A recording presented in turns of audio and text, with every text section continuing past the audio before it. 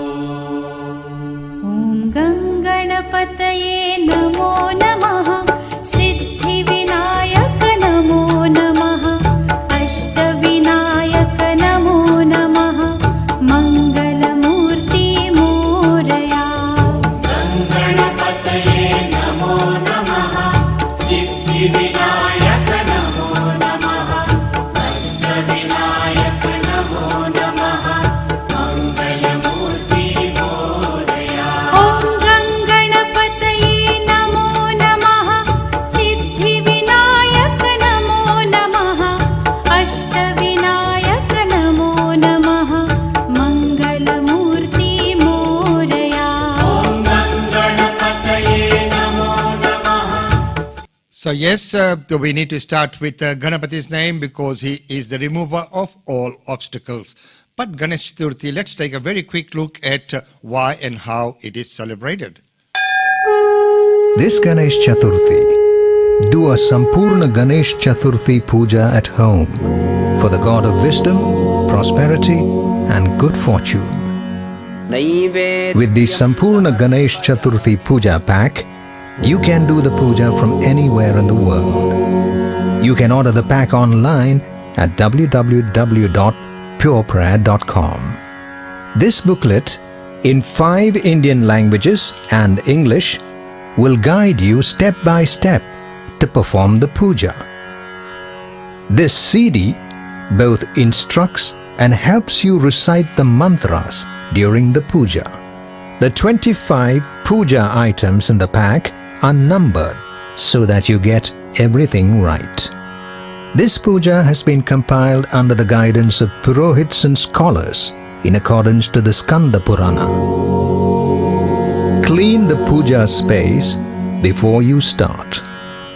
Arrange the 4 deepams numbered 9, 2 on either side of the idol, and place the 2 black cup sambrani number 13 and agarbatti number 8 on the right side. Begin by lighting 2 deepams and 1 sambrani to purify the place. Soak the sandal number 16 in a little water to paste. Apply basmam or gopi mritika number 15 on your forehead. Tie the kankana number 17 on your right wrist.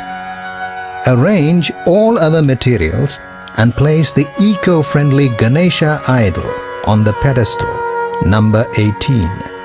Now place the bell number 4 on the pedestal and apply sandal paste on the bell. Ringing the bell, chant the mantras. Invoke Lord Ganesha in your mind, chanting. Prasannavadanantyayet sarva vighnopashantaye. Now offer Haridra numbered 1 to the Lord. Offer Kumkum number 2. Offer Akshata number 3. Offer Yagno Pavita number 6. Offer Vastra number 7. Now read the 108 names of Lord Ganesha. Om Vikhnarajaya Namaha. Om Gauri Putraya Namaha. Ganeshwaraya Namaha. Iti Shri Vinayaka Ashtottara Shatanamavali. There are a few more simple steps before you bring your folded hands together and chant the Ganesh mantra. Now take the prasad and distribute it to those present. The simple steps to do a Visarjana performed after sunset are also clearly explained. That brings us to the end of this demonstration.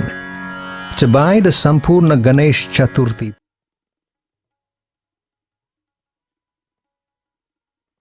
So, ladies and gentlemen, there you are, the Puja Bidhi, and of course that is about selling the packs there as well. But why we included that was because it showed the steps of the Puja in a very simplified manner. Well, right now we go to the news that everyone's been waiting for. So what's this important announcement and what are the new rules and regulations regarding the gatherings as of now? So let's hear from our Premier. Okay.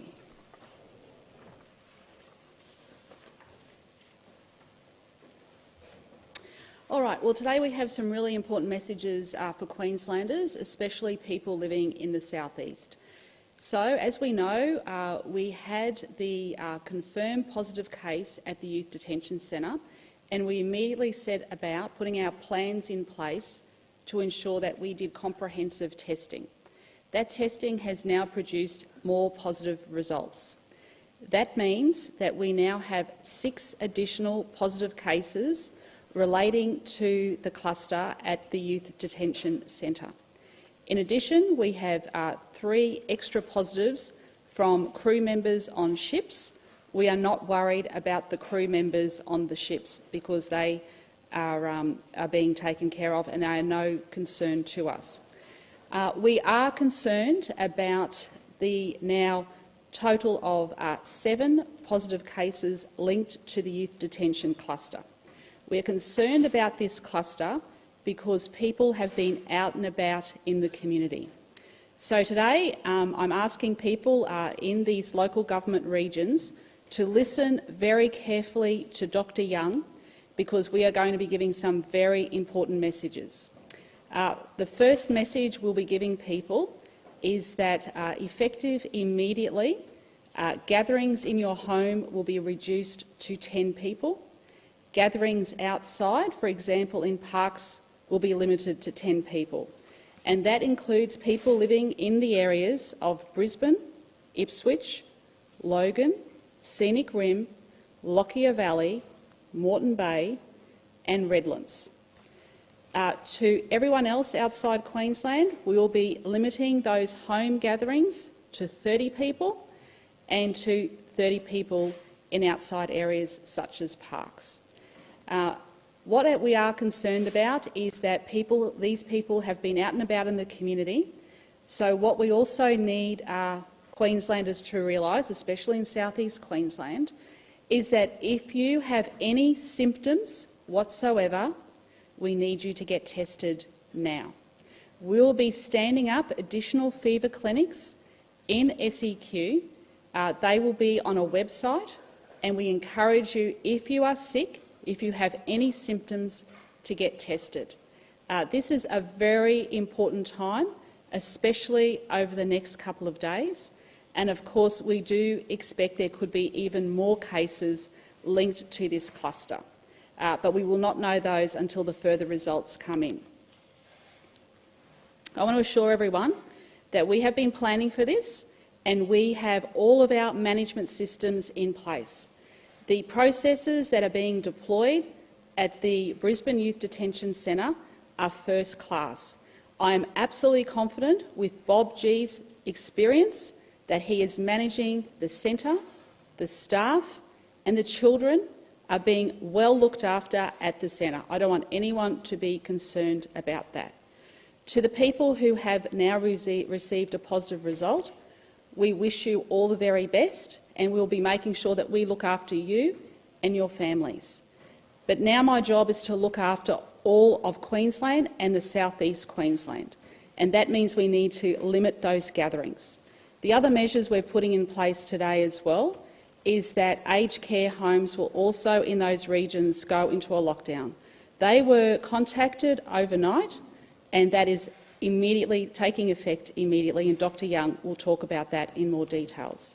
So I'll hand over to Dr Young to go through in more details about these individual cases, the suburbs where these people are from, because I think it's very important that people in those suburbs know to take extra precautions if they are feeling sick or unwell.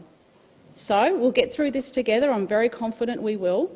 If everybody listens to the messaging, listens to Dr Young, and we all play our part to keep everyone safe. It is very important that cafes and restaurants have their COVID-safe plans in place, and can I say thank you, because the ones that I've been to have absolutely been doing that. But the key is absolutely social distancing. This weekend, if you are going to a shopping centre and there is no social distancing, you should leave immediately. Social distancing is incredibly important. It is our biggest weapon against this disease. I'll hand over to Dr Young, and then the Deputy Premier will make some comments, and then we'll hand over to Bob G and the State Disaster Coordinator.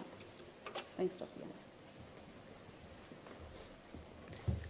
Thank you. So we now have 7 cases associated with the Brisbane Youth Detention Centre. I'm going to go through those 7 cases so people know where these individuals live. That's important, but we also, of course, are contact tracing for each one of these cases to work out where in the community they've been, and we'll be putting out public health alerts if there are any significant risks where people have been for that period of time that we're always concerned about. So if people remember, if you've been in close contact with someone for 15 minutes, that means you're a close contact, or if you've been in a room for more than 2 hours with the person. So we don't have all that information at this stage. We'll be gathering that over the next 24 hours. So the 7 individuals who have tested positive so far related to this cluster are that first individual who lives in Bundamba, who was at work, and you know about her. She was notified a few days ago, and may I please commend her because she has been very, very helpful with us, and there are not any areas that she's been that I'm particularly concerned about at all. So I thank her and her family for their assistance that they've been giving us over the last few days. Then we have got a second gentleman who worked in the centre and became sick at around the same time, and he lives in Marsden.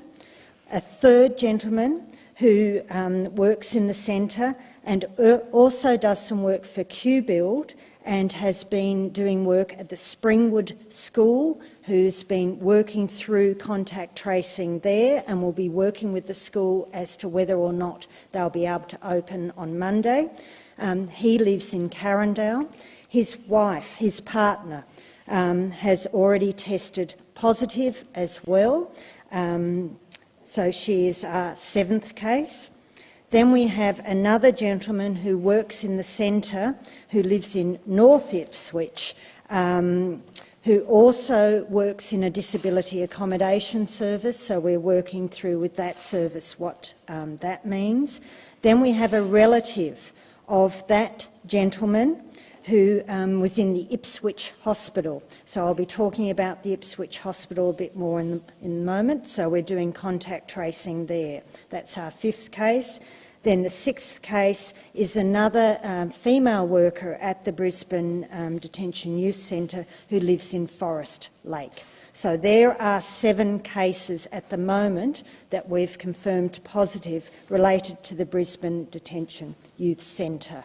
And so we are going through and continuing to test every single youth person in that centre, youth resident. None of them have come back positive, but we are still awaiting a few results. And we are going through and gradually testing the more than 500 workers who work in that centre. Not every day, of course, so we're just working through the different days, but in the end we will test every single worker who works or has any involvement in that centre. Now, because, as you heard, I'll repeat those suburbs where these people live, remembering, of course, people have been outside their suburbs into a broader area, but those suburbs are Bundamba, Marsden, Carindale, North Ipswich and Forest Lake. Now, because of the extent of this and because we want to, as our plans have said right from the start, to get on top of this as quickly as we possibly can, that's why I've advised that we need to immediately, in all of Brisbane, so Brisbane, Logan, Ipswich, the Scenic Rim, Moreton Bay, Lockyer Valley, so the whole greater Brisbane area, so not the Gold Coast, not the Sunshine Coast, in that greater Brisbane area that I have asked and we will be implementing as soon as this press conference is finished, that people can only gather in groups of 10. That is because we've got excellent COVID-safe plans. I've seen them myself. I've seen all the plans. They are excellent for our commercial venues, for our pubs and clubs and restaurants and cafes. We've got excellent COVID-safe plans for our community sport, for our sporting facilities, and I'm very confident about those. But I know that people will do things differently in their own home. Of course they will. So that's why people can only have gatherings of 10 in their own home. So we go back to where we were back in March, April. Now, outside of the greater Brisbane area, I need people to reduce their gathering size to 30 because at the moment, of course, we are contact tracing every single youth resident who has been in the centre and where they've gone when they've left the centre over the last several weeks to see whether there's any issues there. So this is a really important action that we need to take this weekend. I'm confident that we'll manage it, we'll get on top of it, but it's by doing these things that we'll do that. A few things I instituted last night because, of course, I'm most concerned about the most vulnerable in our community. So last night I asked in that greater Brisbane area that all of our aged care facilities go back to having no visitors, that our disability accommodation services not have visitors, and I've asked our hospitals, our emergency departments in our hospitals to use personal protective equipment for every single patient they see, because at the moment we don't know who may have the infection because it's out there in our community. We've clearly got community spread, so I need to protect the other people who are coming to emergency departments, so I assure every Queenslander our emergency departments are safe. You can go there for care. We've put extreme, if I can put it like that, processes in place in our emergency departments to ensure that every single person who attends our emergency department is safe. Then I have asked at the Ipswich Hospital, because if you remember, one of those 7 cases was in the Ipswich Hospital, so I've asked the Ipswich Hospital to use personal protective equipment throughout their hospital until we get on top of this. I'm just being ultra cautious because I believe that is the best way we can all be to manage this, and I want every Queenslander, particularly those in Greater Brisbane, to be ultra cautious this weekend. So follow your own plans. I know Queenslanders are very planning for any situation, so follow your plans. You know if you're at higher risk were you to get this infection. This is maybe the weekend to have a weekend at home if you think you're a higher risk individual.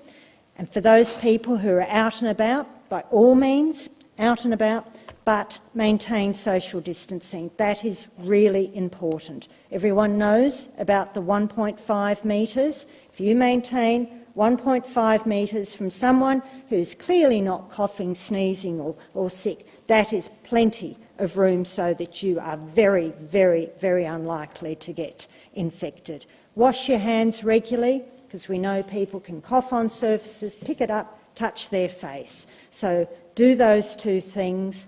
That's really important. And then, of course, the most important message of all, if you're sick, particularly at the moment, if you're sick with any symptoms at all, no matter how mild, stay home, isolate yourself and get yourself tested as soon as possible. We've stood up a lot of additional clinics. They're around. Go on the website. You'll be able to see the closest one to you.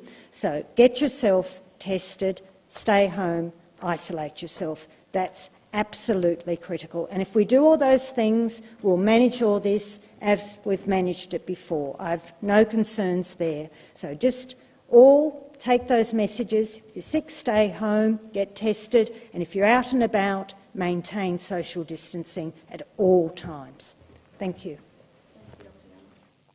So there you are, up to date on Australian Indian Radio, and the key messages there is in the Brisbane area, no more than 10 people in your homes, and outside of Greater Brisbane area, the number there is 30, and no visits to aged care facilities or the disability the functions as well, and all the emergency departments and the hospitals are to use all the protective gear as for each and every case. So I think the precautions are well founded, because we need to make sure that we control them. Look at what happened in Victoria. If you slip away, we will slip away. So there are very, very important messages, and I know that there had been some functions which have now been put on hold, and I think that is a very, very wise decision by the organisers, taking into account the new rules that have come out for this weekend. So ladies and gentlemen, you're listening to Australian Indian Radio's Weekend Edition,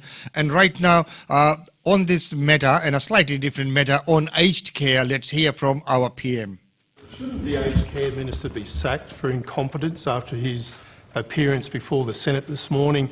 And if not, can you say you have full confidence in his ability to be across his brief? I do have confidence. And over the last 4 months, and particularly in Victoria in response to one of the worst outbreaks we've seen, where there were some 350 aged care facilities in Melbourne alone, all of which were potentially vulnerable to the worst circumstances that we saw occur in just a handful, terrible as it was in each of those. The actions that the Minister has taken, the more than $1 billion that I have noted to you today, that he has been directly responsible for ensuring has been committed into this sector, the work that he has done with the operators themselves, the work that he has done with the states and territories, all of this has ensured that what we have seen has not extended far worse than might otherwise have been the case, and certainly has occurred in other like countries like the United Kingdom and other places where these results were just absolutely horrific, even beyond the belief of what we've seen.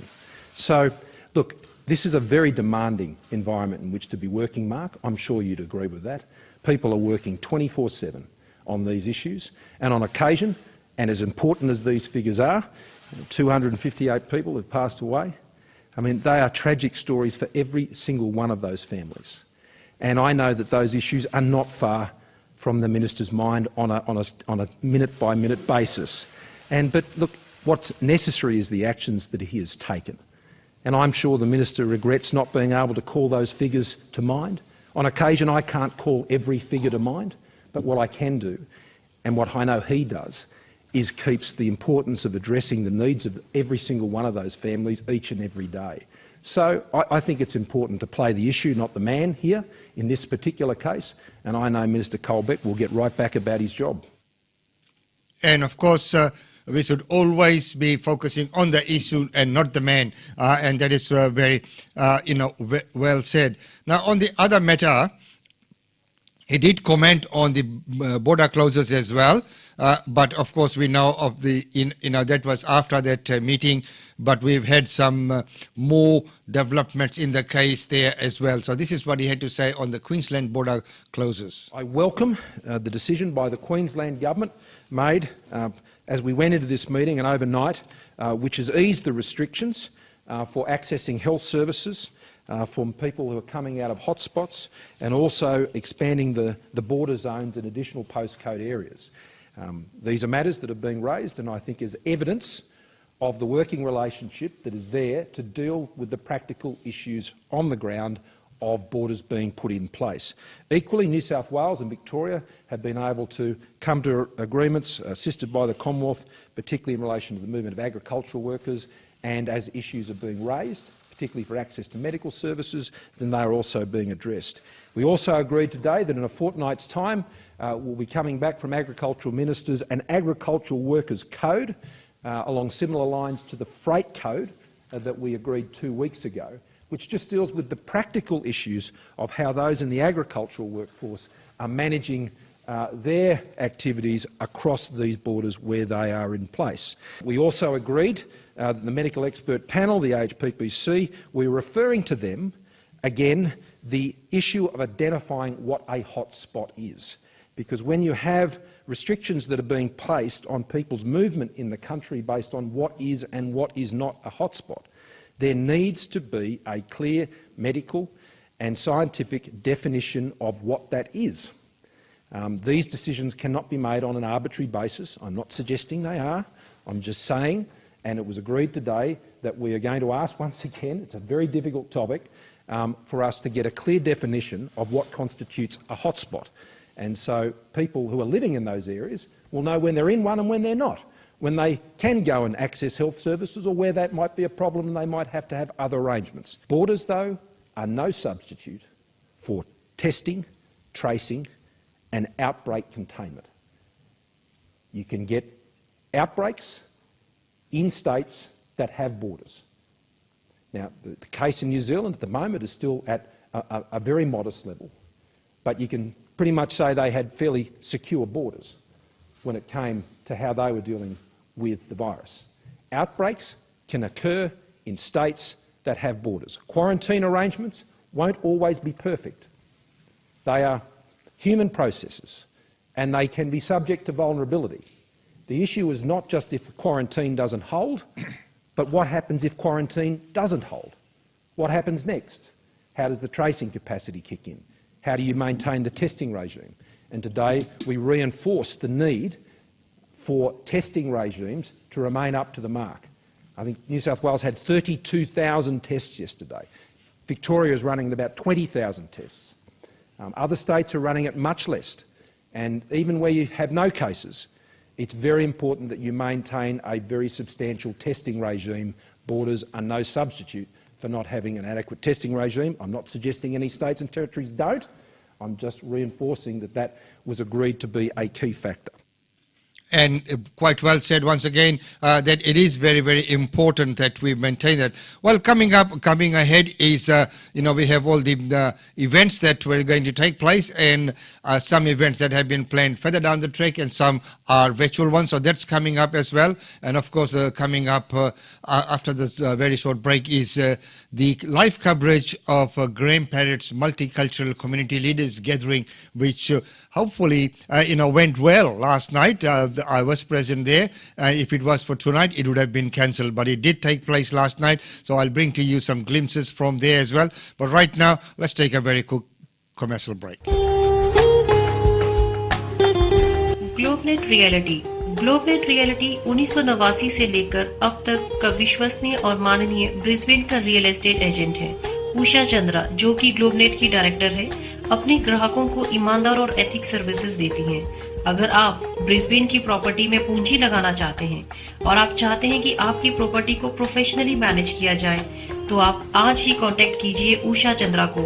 Landline number है 38654466 और mobile number है 0419775416। और आप property की अधिक जानकारी और current updates के लिए हमारी वेबसाइट पे लॉगिन कर सकते हैं।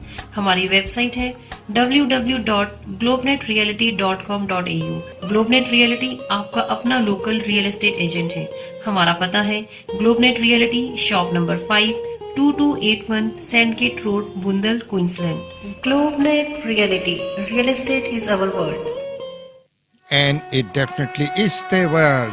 Well, as I said before, that last night was the community leaders, multicultural community leaders gathering organized by Graham Parrott and his team in Upper Mount Gravatt. And the few of the things that came out, their issues were around immigration and, of course, around the multicultural community coming into the political arena as well, taking an inclusive part into the decision making of the country. So, Ali Kadri touched on that, and of course, Swina Gatwami, she touched on that from the youth perspective as well. So let's go there. I'm joined by the one and only Lewis Lee as the MC. Would you please welcome Mr. Graham Parrott to speak on the issue of the surrounding immigration and citizenship. Mr. Graham Parrott, please. Before I ask Graham Parrott to speak, can I formally acknowledge Senator Murray Watt, who just came in, Senator for Queensland, the Shadow Minister for Northern Australia, and also Shadow Minister for Natural Disaster and Emergency Management. Ladies and gentlemen, sorry, Graham, I interrupt a little bit. Please welcome Mr. Graham Parrott. Thank you very much, Lewis, and could I also acknowledge the traditional owners and thank them for their strong and continuing stewardship. And a round of applause for Australia's best MC, Lewis Lee. And I say that as an MC, but this gentleman has done so much. Has been such a mentor for me and such a mentor for so many people sitting here in terms of making sure that we are a harmonious community and that we have lots of strong links. So Lewis Lee, worth his weight in gold.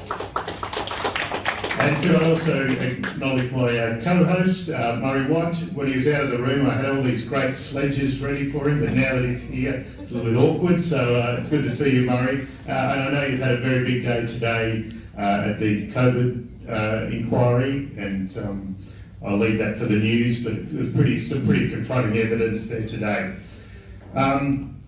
I won't go through the list of people that are here, but it's good to see some good friends, some close friends.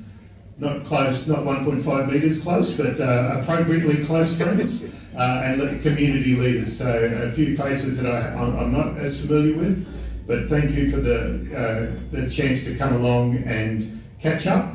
I know many people have been dealing with this, the restrictions that come with the pandemic, but I know that we can do it, and in fact we need to do it. And I also need to thank Rowan from Murray's office and Lee from my office and Kylie who's taking the photographs.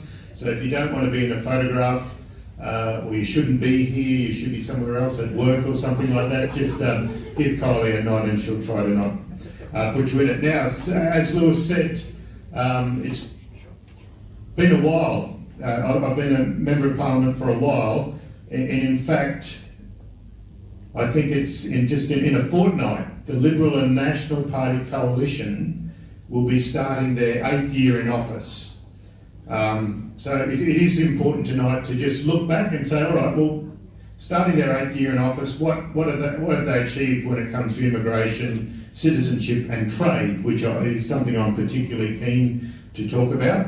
And as you know, because I've sat down with many of you, the Coalition have shut departmental offices in Queensland.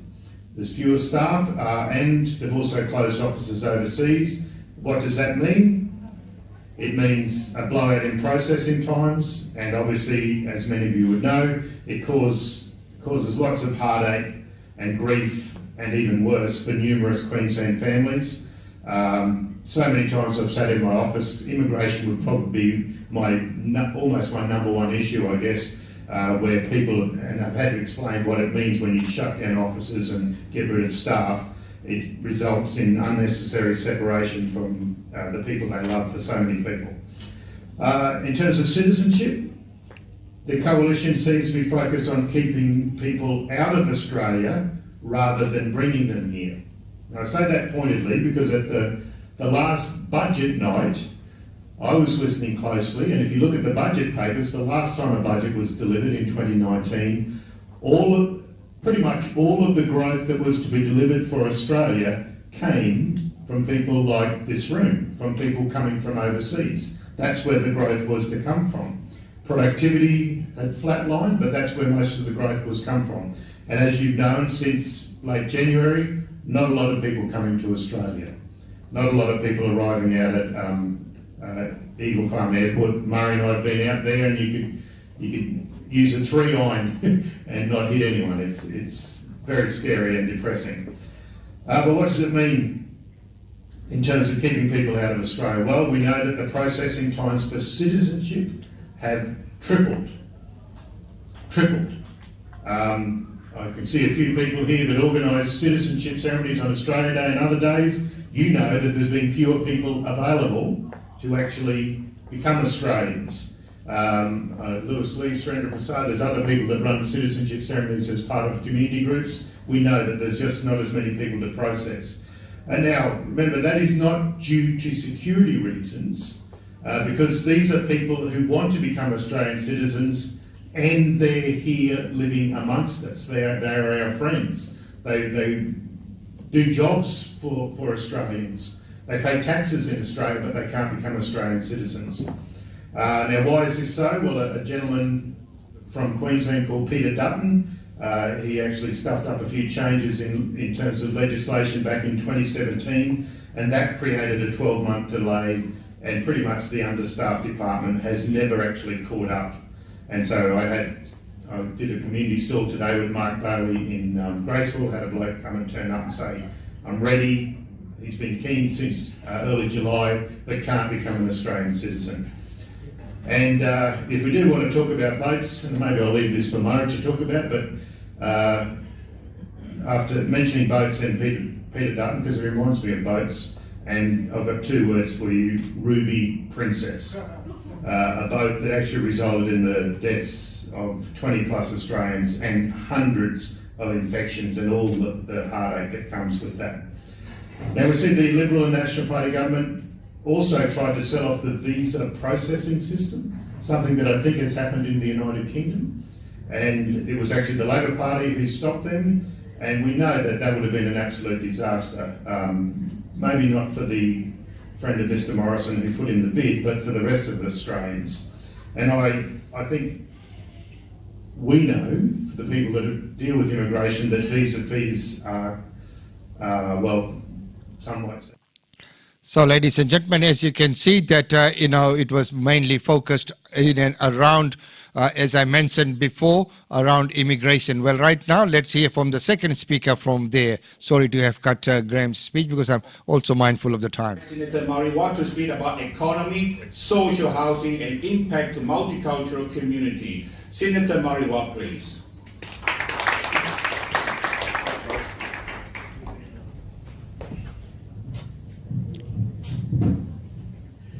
Thanks very much, Lewis. It's a shame we can't shake hands at the moment because that's an instinctive thing to do, isn't it? Well, can I also join with Graham in acknowledging the traditional owners of the land that we're gathering on tonight, their elders past, present and emerging.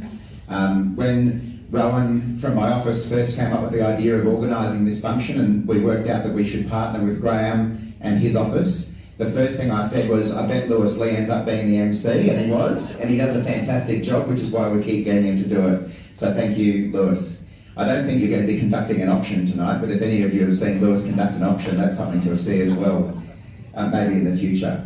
Can I also thank, as I say, Rowan from my office, John, Lee, everyone from Graham's office who's had a hand in organising tonight's function. I know at the moment people are still a little bit unsure about going out, going to functions, what's the right thing to do. We actually had to turn people away from coming tonight. That's how much interest there was in coming along. So thank you to all of our staff who've pulled this together, and thank you to all of you for coming along tonight on your Friday evening. It's nice to see a number of old friends in the crowd and also some new friends as well. I know some of you have come up from the Gold Coast, possibly even further afield as well. For those who I haven't met previously, just very briefly, so I'm one of Labor's senators for Queensland. As you probably know, in the federal parliament, there are two chambers of the parliament. There's the House of Representatives, which Graham sits in and works in. He doesn't just sit, he works in, as the member for Moreton. And I sit in the Senate, which is the other chamber with the red seats. And my electorate is effectively the entire state of Queensland. So I live in Brisbane, my office is on the Gold Coast. This week I was in Mackay, the previous week I was in Rocky, Cairns, Gladstone, Townsville, all around the place. So pretty much no matter where you are in Queensland, you're one of my constituents, and I look forward very much to working with you in the future in that capacity. Can I also thank my really good friend Graham for helping put on tonight. I think a number of you know Graham, he's your local MP, and you know how core to Graham's identity being a champion and a servant of multicultural communities is. Moreton, the electorate that Graham represents, is one of the most multicultural electorates in the country, not just in Queensland. And Graham has a sincere commitment to multiculturalism, to speaking up for people from all backgrounds, wherever people come from, wherever people have come from to Australia. And you can always rely on Graham to be taking up your causes in the federal parliament. He's done it for many, many years now. What I was just going to touch on tonight, Graham's sort of dealt with some of the issues confronting our multicultural communities in terms of the visa system and in the immigration process. I suppose I just wanted to begin by again reinforcing how important we in Federal Labor see all of you as contributors to our community. Unfortunately, there are some politicians, both in the Federal Parliament and the State Parliament, who don't value the role of multicultural communities. They want to take us back to an older Australia, a white Australia, and I, for one, think that that would really diminish us as a society. When we look back over the waves of immigration that our country has experienced, there has been nothing but good come to our country, from opening our doors, opening our borders, to people from all corners of the world. People often like to focus on things like the cuisine that is brought here from countries, but let me assure you that I know that the contribution that all of you and your communities make goes well beyond the yummy food that you've introduced to our communities. You bring economic benefits, you bring skills. So that's Senator Murray Watt, and of course, he is pointing out the importance of multiculturalism and what their party's point of view is and on the politics of that point. Right now, we go and we listen to one of the guest speakers last night, Ali Kadri.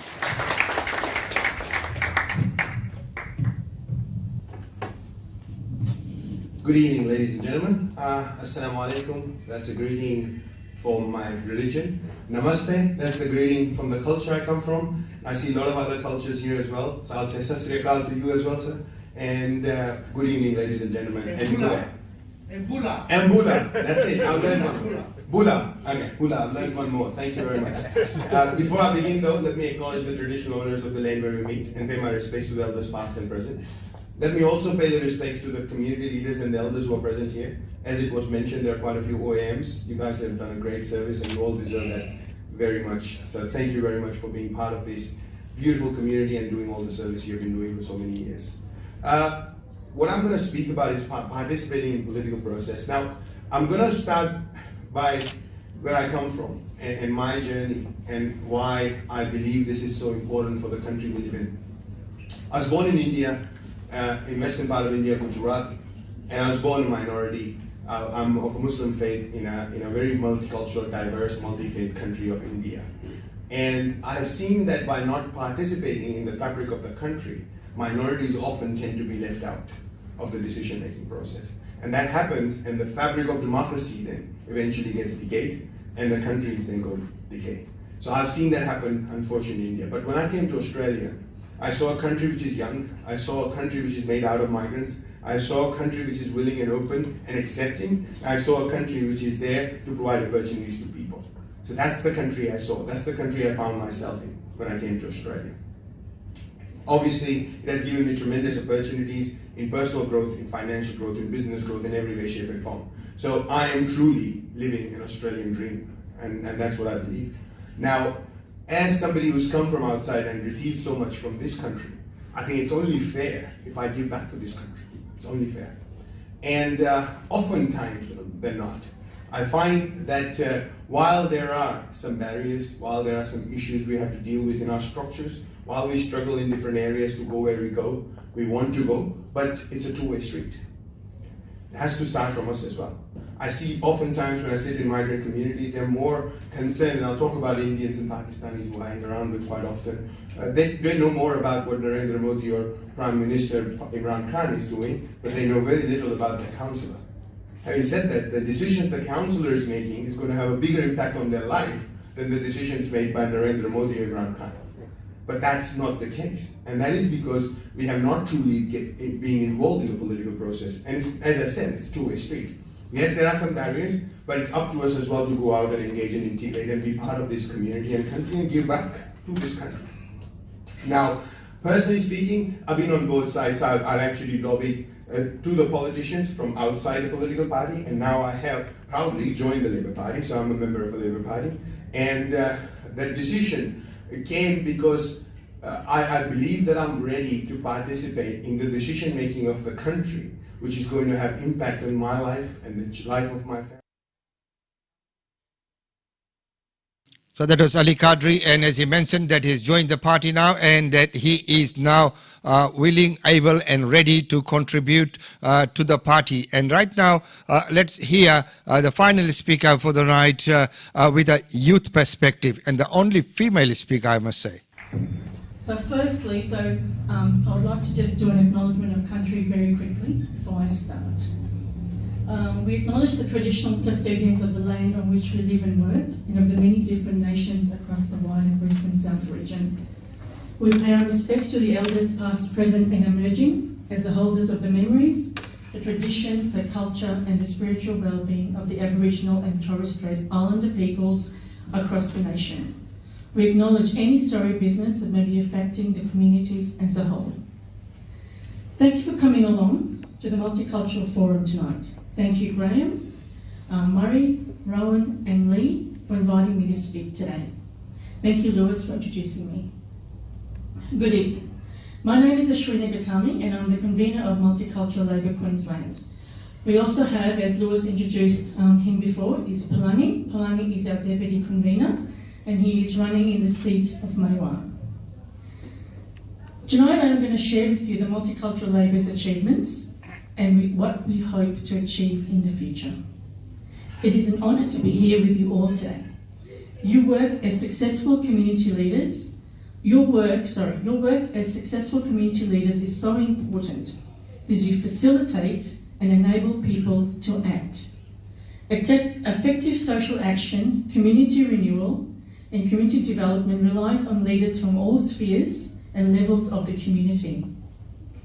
Community leadership is so important in effective community renewal and social change. So just a little bit about myself, because I think it's important to have that personal connection. I came to Australia with my family in 1980 from Fiji, so Bulla. We landed in Fiji, moved to Sydney and finally settled in Brisbane. A migration journey that I share with so many of you here this evening. I met my husband in Bangkok as I was backpacking through Southeast Asia.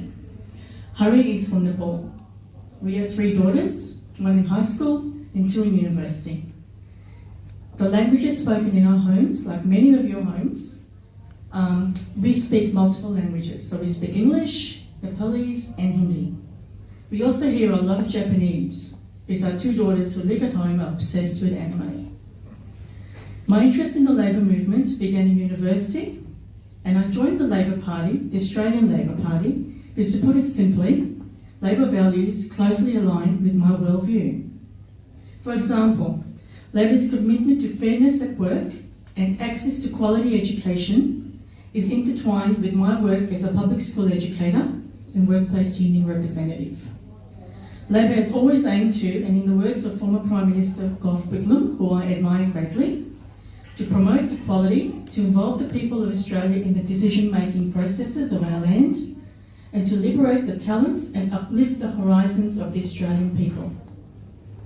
So, in saying that, we all know that Australian society is a mosaic of the world's cultures, with almost half of the nation either born overseas or with parents born overseas, and more than 300 languages spoken.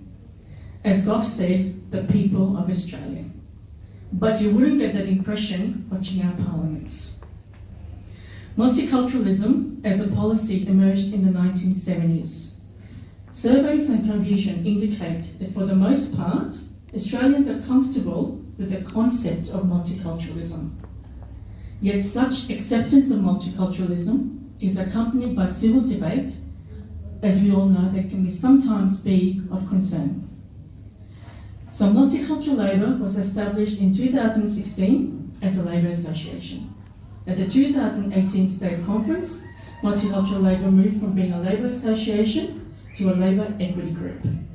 Our members believe that the value of our equity group is that party members from diverse backgrounds now have a unique opportunity to create a voice within the structure of the Australian Labour Party in Queensland. Our vision is to encourage and support the participation of members. So there you are, ladies and gentlemen. That's glimpses of the function last night, Queensland Multicultural Forum with Senator Murray Watts, and the speakers were Ali Kadri, Eswina Gotami at the Mount Gravatt Bowls Club, and it was hosted by Graham Parrott MP with Louis Lee OIM as the wonderful MC. Well, right now let's take a very quick look at the functions and events that were planned.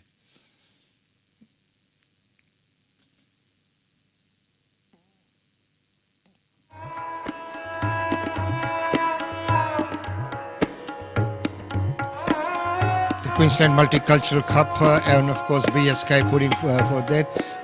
Gurdwara programs happening, but once again with the new announcement, please, if you are going to any functions or any events that were planned, please do check and get an updated information before you head off to any function, especially this weekend. As we know, things might change from Monday and we might have new announcements, but those rules and that are in force now, and the rules which is no more than 10 people in a group in the Brisbane area, and in homes and outside of Greater Brisbane area is 30, and no visits to any aged care facilities or disability centres, and of course the hospitals are to maintain those protective gear irrespective of any case. So those things are in place at the moment, and right now as we look at some of the functions and events that have been sent to us, if you have any community event or anything like that that you'd like to share with us, I know that you might not be holding it in person, even if you are holding it virtually,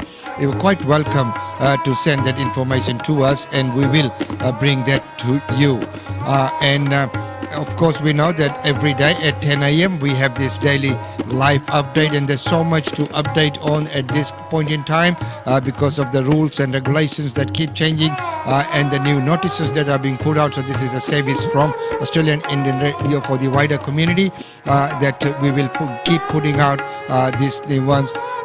And especially on Sundays, we don't have any programs, but if there is any special things, then we will come on. And some of the days, the timing might change due to, any other community functions or events that we might be attending in the morning at 10 a.m. Normally, it's 10 till 10:30, about 10:45. Saturdays with the weekend edition, the 1 hour edition from 10 till 11. So once again, I'd like to thank everyone for connecting with us and for sharing the information. And I'd also like to thank all the groups who allow our posts to be shared in their pages, and also for passing on the message out there to the community. If you have any particular issue that is of interest to you, and if you have expertise in any field, and if you'd like to come on here, and of course if you'd like to participate on an online forum, we are looking forward to hosting you here on the show, because we'd love to get you on and talk about any issues that you might have, or any area of your expertise that you would probably like to share with the wider community. We'd like to welcome that as well. And of course, we know that there's many functions that have been planned, but please check with all the organizers before if you're heading out to any of the functions, or if you had plans to head out to any of the functions, please make sure that you do check up first before you go. But once again, in finishing and in ending, I'd like to wish everyone all the very best for Ganesh Chaturthi, and may Lord Ganesha remove all obstacles from your life, and may his blessings be on us during these hard and trying times. May he guide our leaders so that they make the right decisions, and of course to all of us, so that we stay united and follow the orders as much as we can, and adhere by the rules and regulations of the land. So ladies and gentlemen, with that I'd need to say goodbye. I'd leave you with these closing mantras of Lord Ganesha.